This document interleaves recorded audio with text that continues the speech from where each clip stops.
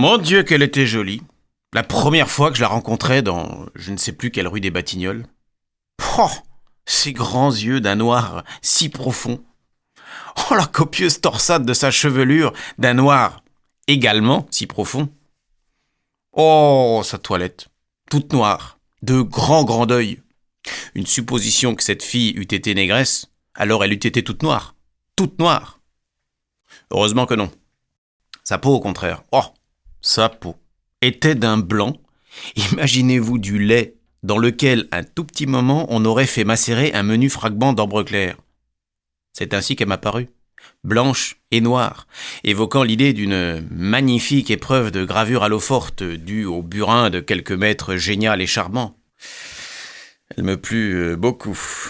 Je ne le lui envoyais point dire, et peu de semaines après cette rencontre, je devenais l'heureux époux de celle que j'avais baptisée déjà, en l'ignorance provisoire de son état civil, Miss Black and White.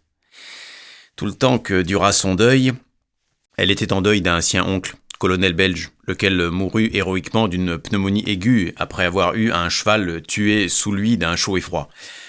Tout le temps que dura son deuil, ma vie s'étira en extase insensée. Au bout de l'époque indiquée par le code des convenances, son grand deuil subit un déchet de 50%.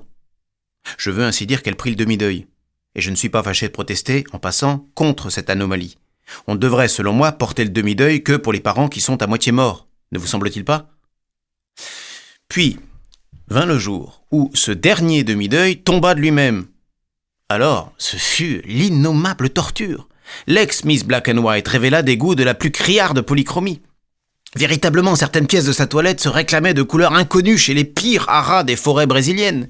Le tout assorti avec un parti pris d'inharmonie et de mauvais goût fort agressif. Mes observations douces ou rageuses obtinrent le même résultat, à savoir celui que récolterait un tout petit enfant décochant des chic-notes sur le pilier nord-ouest de la Tour Eiffel. Parfois je m'indignais. C'est dégoûtant. J'ai épousé une eau forte et voici qu'aujourd'hui j'ai pour femme une image d'Épinal. Mais ma petite compagne était butée. Je ne reprendrai du noir, se plaisait-elle à répéter, que le jour où je serai veuve. Ouais, j'eus la très forte envie de me tuer, pour voir.